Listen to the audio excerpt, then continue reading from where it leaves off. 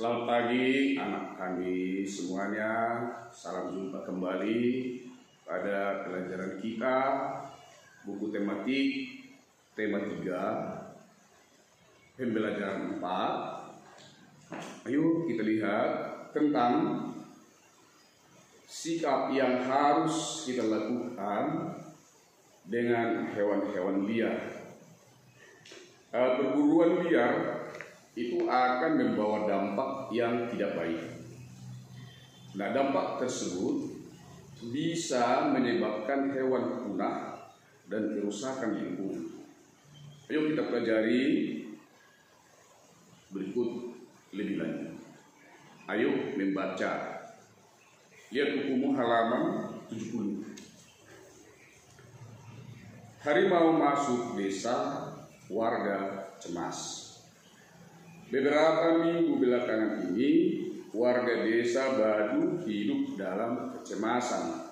Hal ini terjadi karena beberapa kali terlihat beberapa ekor harimau masuk ke area pemukiman warga. Desa Badu memang terletak tak jauh dari hutan. Harimau-harimau tersebut memang belum mengganggu warga. Mereka hanya berkeliaran seperti sedang mencari makan. Warga desa Badu berupaya mengamankan ternak peliharaan mereka.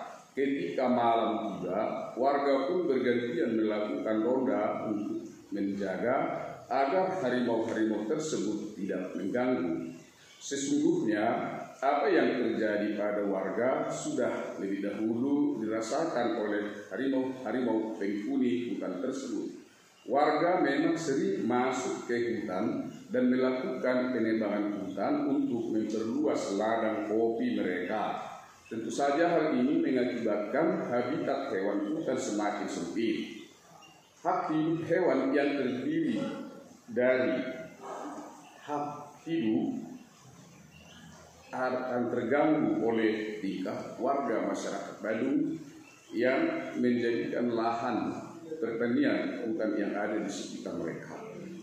Pohon-pohon yang menjadi sumber makanan hewan-hewan kecil rusak. Akibatnya, hewan-hewan kecil tersebut sulit mencari makan. Nah, hewan besar seperti harimau yang memangsa hewan kecil pun kehilangan haknya untuk mencari makan di habitatnya sendiri. Naluri untuk meneruskan kehidupanlah yang membuat harimau-harimau tersebut kemudian mencari makan ke tempat lain. Itulah sebabnya harimau pun masuk ke desa Badung. Jika harimau itu diganggu, maka mereka akan mengganggu. Manusia dikaruniai akal, budi pekerti, dan kebijaksanaan. Sudah seharusnya manusialah yang memahami kewajibannya untuk menjaga hak hidup makhluk lain di sekitarnya, termasuk harimau. Anak-anak kami semuanya, bahwa makhluk hidup itu haruslah saling menjaga. Kita sebagai manusia adalah ciptaan Tuhan yang diberi budi pekerti, dan haruslah manusia itu lebih tawakal daripada hewan maupun binatang. Jadi anak-anak kami, tadi kita dengar bahwa warga desa Badu kampungnya didatangi oleh harimau-harimau yang termasuk hewan yang sangat luas. Nah, ini terjadi karena hewan-hewan liar itu sudah mulai sempit tempatnya untuk hidup, karena tadi katanya warga menjadikan hutan sebagai lahan untuk pertanian. Mereka menanam kopi misalnya, maka mereka serobot tanah, maka hutan-hutan ditebang. Hal ini menyebabkan harimau-harimau tersebut menjadi marah, dan karena lahan untuk mereka hidup sudah diambil alih oleh manusia. Anak-anak kami sekalian, itu terjadi di desa Badu. sehingga membuat warga menjadi cemas dan takut. Nah, kalau di daerah kita di Sumatera Utara, katakanlah kita ini sekarang berada di daerah Kabupaten Simalungun, hal ini juga bisa kita temukan. Nah, kalau nanti anak kami pergi ke kota turis ke Parapat, nah di sana bisa kita lihat mulai dari Aik Naudi sampai ke Harangan Ganjang masih hutan semuanya. Namun sudah mulai terjadi seperti yang dialami oleh warga Desa Baduta, yang mana Pak Guru katakan demikian, bahwa di daerah Harangan Ganjang itu dulu itu adalah hutan yang sangat luas, berbagai hewan masih ada. Dulu di daerah kita Sumatera Utara ini baru juga harimau, dikenal dengan sebutan harimau Sumatera, termasuk di Kabupaten Simalungun. Lokasi Harangan Ganjang sebelum menuju kota Parapat dari Batak Sangkar itu juga dulu kabarnya oleh nenek kita atau kakek kita bercerita bahwa di sana mereka dulu juga masih takut kalau lintas ke Parapat dari Siantar karena adanya harimau. Mereka takut. Nah, padahal kini harimau tidak pernah lagi kita lihat kalau kita pergi ke Parapat misalnya. Nah, anak-anak kami, mengapa tidak pernah lagi kita melihat adanya harimau yang di Kabupaten Simalungun tadi? Karena juga warga masyarakat sudah mulai mengembangkan usahanya. Ladang pertanian kita lihat di pinggir jalan itu sepanjang Danau Toba sudah mulai ada di sana sini digarap oleh masyarakat. Dan yang tinggal hanya hutan lindung. Nah, anak-anak kami sekalian, kemanakah pergi harimau-harimau tadi?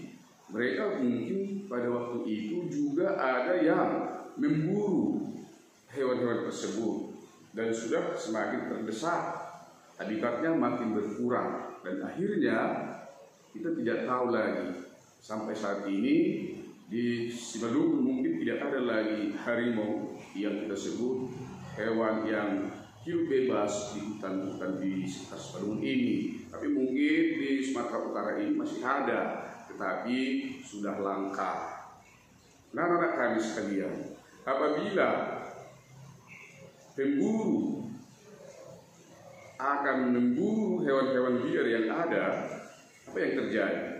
Hewan-hewan liar itu akan punah dan musnah. Nah, anak kami sekalian, sebagai manusia yang punya akal budi, tentunya kita harus melindungi marga satwa. Hutan itu dirawat, dipelihara. Hewan yang ada di hutan itu, baik itu binatang buas atau hewan liar, itu juga harus kita rawat, kita jaga, kita lindungi. Jangan semua memburunya. Kalau sekarang ini kan pemburu itu dia mementingkan diri sendiri. Dia buru hewan itu untuk diambil dagingnya, ada yang diambil kulitnya. Kalau harimau itu misalnya, ya mereka bisa mengambil mulai dari kulit harimau, kumis harimau, juga taringnya dan lain sebagainya. Demikian juga gajah, mereka bisa mengambil dagingnya dan itu harganya mahal. Nah, buaya itu misalnya itu bisa diambil kulitnya, disemak, dibuat jadi tas misalnya, kita pinggang. Kulit harimau tadi dijadikan pakaian. Nah, anak-anak kami sekalian, masih banyak yang bisa kita bikin bahan lain untuk membuat bahan pakaian.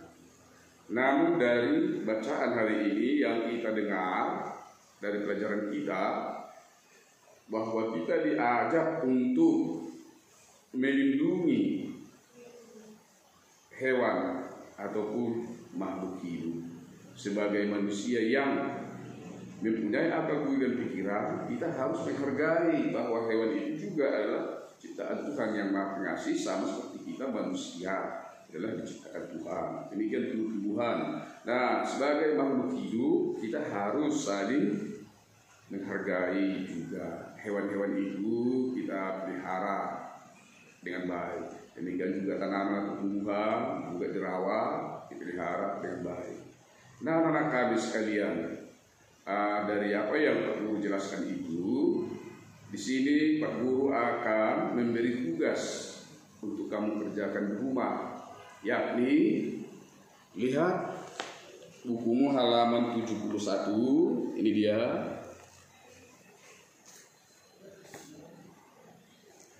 Mulai dari nomor 1. Nah, ini dia.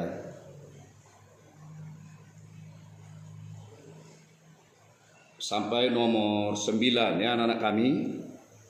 Nah, kita balik. Halaman 72 sambungannya. Ini dia. Halaman 72. Nih.